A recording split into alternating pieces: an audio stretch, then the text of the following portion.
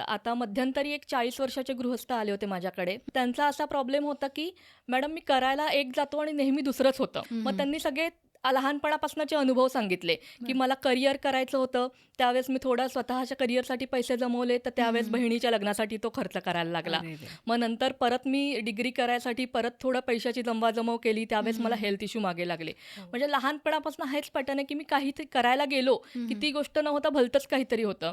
तर म्हटलं ठीक आहे, आपण बघूया काय रूट कॉज आहे. मग मी इनर चाइल्ड हिलिंग सुरू केलं आणि ट्रान्सस्टेटमध्ये गेल्यावर त्यांना 6वीत असलेला एक प्रसंग दिसला.